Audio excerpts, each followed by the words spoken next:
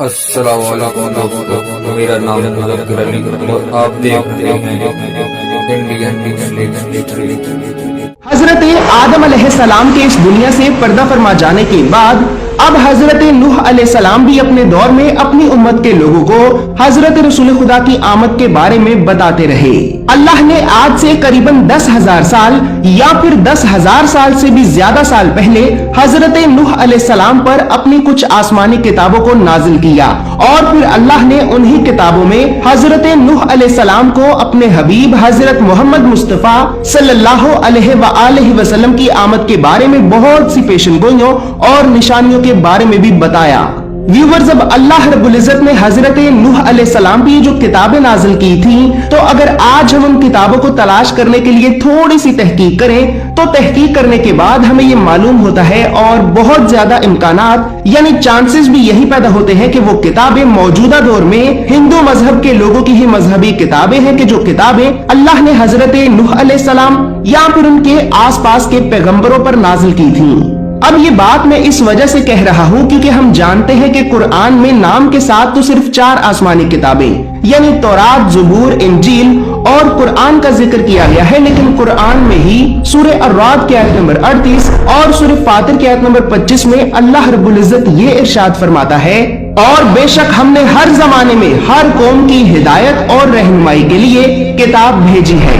اسی طرح ہم یہ بات بھی جانتے ہیں کہ قرآن میں نام کے ساتھ تو صرف 25 نبیوں کا ذکر کیا گیا ہے، لیکن قرآن میں ہی سورہ فاطر کی آیت نمبر 24، سورہ الرعد کی آیت نمبر 7، سورہ یونس کی آیت نمبر 47 اور سورہ النحل کی آیت نمبر 36 میں اللہ رب العزت یہ ارشاد فرماتا ہے،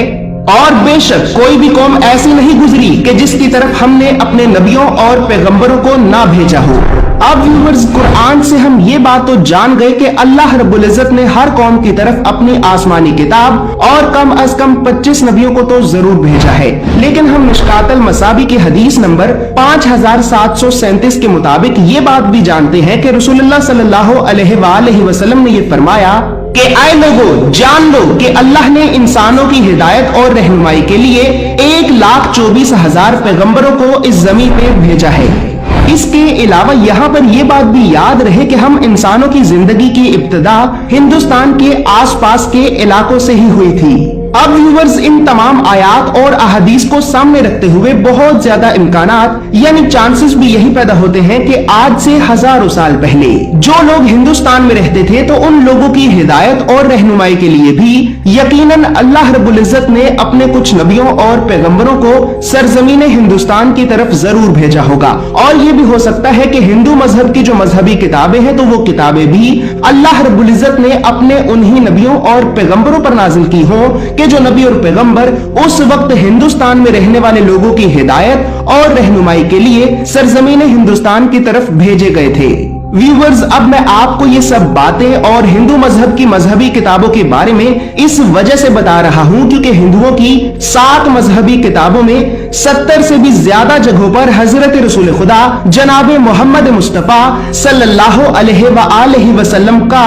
ذکر بیان کیا گیا ہے۔ ہندوؤں کی 5,000 سال سے بھی پرانی جن مذہبی کتابوں میں حضرت رسول خدا کی آمد کے بارے میں پیشن گوئیاں بیان کی گئی ہیں تو ان کتابوں کے نام بھوشیہ پرانا، بھگوت پرانا، کلکی پرانا، رگ وید، سام وید، یجروید اور اتھروا وید ہیں۔ بھوشیہ پرانا کے قریباً 25 شلوکاز میں نبی صلی اللہ علیہ وآلہ وسلم کا ذکر بیان کیا گیا ہے، جیسے کہ بھوشیہ پرانا پرو 3 کھنڈ 1 ادھیائے 3 شلوکا نمبر 21 سے 23، اسی طرح بھوشیہ پرانا پرو 3 کھنڈ 3 ادھیائے 3 شلوکا نمبر 5 سے 8، اور انہی شلوکاز کے آگے بھوشیہ پرانا پرو 3 کھنڈ 3 ادھیائے 3 شلوکا نمبر 10 سے 27 میں نہ صرف نبی صلی اللہ علیہ وآلہ وسلم کا ذکر کیا گیا ہے بلکہ یہاں پر آپ کا ذکر محمد کے نام سے بیان کیا گیا ہے، جو کہ آپ اپنی اسکرین پر بھی لکھا ہوا دیکھ کر پڑھ سکتے ہیں۔ आयोने स्वरोमता प्राप्तवान दैत्य वर्धना मोहम्मद इति ख्यातः पिशाच कर्त तत्परः। एतस्मिन्नन्तरे मलेच आचार्येण समन्विताः मोहम्मद इति ख्यातः शिष्यशाखः समन्विताः। इसी तरह हिंदू मजहब की एक और मजहबी किताब भगवत पुराना के 4 श्लोकाज में हजरत रसूल खुदा का जिक्र मौजूद है, जैसे कि भगवत पुराना खंड नंबर 1 अध्याय नंबर 3 श्लोका नंबर 25 और भगवत पुराना खंड नंबर 12 अध्याय नंबर 2 श्लोका नंबर 18, 19 और 20। बस फिर इसी तरह हिंदू मजहबी किताब कल्कि पुराना में 5 जगहों पर कल्कि पुराना चैप्टर नंबर 2 मंत्र नंबर 4, कल्कि पुराना चैप्टर नंबर 2 मंत्र नंबर 5, कल्कि पुराना चैप्टर नंबर 2 मंत्र नंबर 7, कल्कि पुराना चैप्टर नंबर 2 मंत्र नंबर 11 और कल्कि पुराना चैप्टर नंबर 2 मंत्र नंबर 15। कल्कि पुराना के अलावा ऋग्वेद में 11 जगहों पर ऋग्वेद किताब नंबर 1 हिम नंबर 13 मंत्र नंबर 3, ऋग्वेद किताब नंबर 1 हिम नंबर 18 मंत्र नंबर 9, ऋग्वेद किताब नंबर 1 हिम नंबर 53 मंत्र नंबर 9, ऋग्वेद किताब नंबर 1 हिम नंबर 106 मंत्र नंबर 4, ऋग्वेद किताब नंबर 1 हिम नंबर 182 मंत्र नंबर 3, ऋग्वेद किताब नंबर 2 हिम नंबर 3 मंत्र नंबर 2, ऋग्वेद किताब नंबर 5 हिम नंबर 5 मंत्र नंबर 2, ऋग्वेद किताब नंबर 7 हिम नंबर 2 मंत्र नंबर 2, ऋग्वेद किताब नंबर 8 हिम नंबर 6 मंत्र नंबर 10, ऋग्वेद किताब नंबर 10 हिम नंबर 64 मंत्र नंबर 3 और ऋग्वेद किताब नंबर 10 हिम नंबर 182 मंत्र नंबर 2। जबकि सामवेद में करीबन 3 जगहों पर सामवेद पूर्वचित मंत्र नंबर 64, सामवेद पूर्वचित मंत्र नंबर 152 और सामवेद उत्तरचित मंत्र नंबर 1500। यजुर्वेद में 8 जगहों पर यजुर्वेद अध्याय नंबर 20 मंत्र नंबर 37, यजुर्वेद अध्याय नंबर 20 मंत्र नंबर 57, यजुर्वेद अध्याय नंबर 21 मंत्र नंबर 31, यजुर्वेद अध्याय नंबर 21 मंत्र नंबर 55, यजुर्वेद अध्याय नंबर 28 मंत्र नंबर 2, यजुर्वेद अध्याय नंबर 28 मंत्र नंबर 19, यजुर्वेद अध्याय नंबर 28 मंत्र नंबर 42 और यजुर्वेद अध्याय नंबर 31 मंत्र नंबर 18। यजुर्वेद के अलावा अथर्ववेद के 18 मंत्राज में अथर्ववेद किताब नंबर 8 हिम नंबर 5 मंत्र नंबर 16, अथर्ववेद किताब नंबर 20 हिम नंबर 21 मंत्र नंबर 6, अथर्ववेद किताब नंबर 20 हिम नंबर 21 मंत्र नंबर 7, अथर्ववेद किताब नंबर 20 हिम नंबर 126 मंत्र नंबर 14, अथर्ववेद किताब नंबर 20 हिम नंबर 127 मंत्र नंबर 1, 2, 3, 4, 5, 6, 7, 8, 9, 10, 11, 12, 13 और 14। इन तमाम के तमाम मंत्राज और किताबों में अल्लाह के आखिरी रसूल हजरत रसूल खुदा जनाब मोहम्मद मुस्तफा सल्लल्लाहु अलैहि वसल्लम का साफ साफ और वाज़े तौर पर जिक्र बयान किया गया है। साफ साफ और वाज़े तौर पर जिक्र बयान किया गया है। व्यूअर्स, हिंदुइज्म की इन 7 मजहबी किताबों से मैंने अभी आपको 70 से भी ज्यादा हवाले बताए हैं और इनमें से कोई एक भी हवाला ऐसा नहीं है कि जो हवाला मैंने खुद ना पढ़ा हो। इन हवालों में बयान करदा तमाम पेशनगोइयों को वक्त की कमी होने की वजह से मैं इस एक वीडियो में खुद बोलकर आपको नहीं बता सका, लेकिन मैंने बहुत ही मेहनत से आपके लिए इन तमाम की तमाम पेशनगोइयों को अपनी ऑफिशियल ब्लॉग वेबसाइट पर लिख दिया हुआ है। इस वीडियो की डिस्क्रिप्शन में दिए हुए लिंक के जरिए आप उन तमाम की तमाम पेशनगोइयों को आसानी से पढ़ सकते हैं।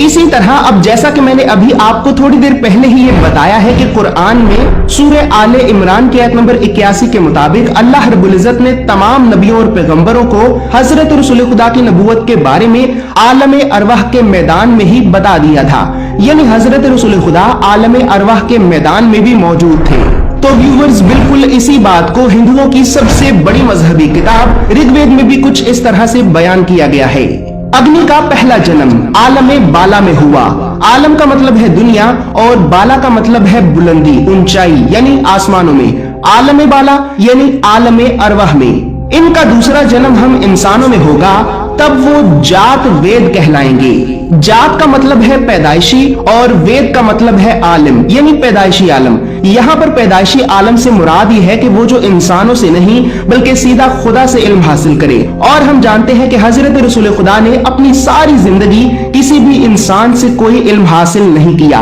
बल्कि आप वही के जरिए सीधा अल्लाह से इल्म हासिल करते थे।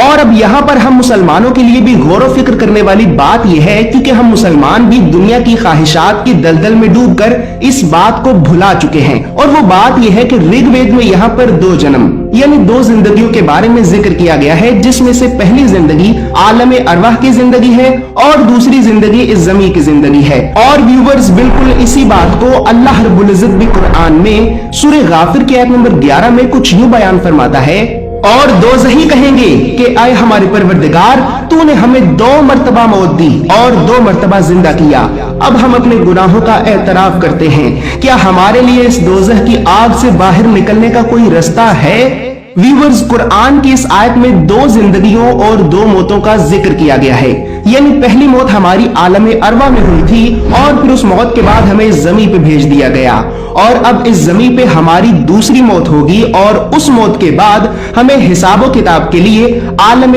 आखिरा में भेज दिया जाएगा। याद रहे, मौत या फिर इंतकाल कर जाने का मतलब खत्म हो जाना नहीं, बल्कि एक जगह से दूसरी जगह पर मुंतकिल हो जाना है। इसके अलावा जब आप हिंदुओं की इन मजहबी किताबों को पढ़ेंगे तो इन्हें पढ़ते वक्त ये बात भी याद रखिएगा कि हजरत रसूल खुदा को हिंदुओं की इन्हीं मजहबी किताबों में कई जगहों पर अहमद और अहमद ही के नाम से भी पुकारा गया है, जो कि हजरत रसूल खुदा के नामों में से ही एक नाम है। और आपके इस नाम को ऋग्वेद किताब नंबर 8 हिम नंबर 6 मंत्र नंबर 10, अथर्ववेद किताब नंबर 8 हिम नंबर 5 मंत्र नंबर 16, यजुर्वेद अध्याय नंबर 31 मंत्र नंबर 18, सामवेद पूर्वचित मंत्र नंबर 152 और सामवेद उत्तरचित मंत्र नंबर 1500 में कुछ इस तरह से पुकारा गया है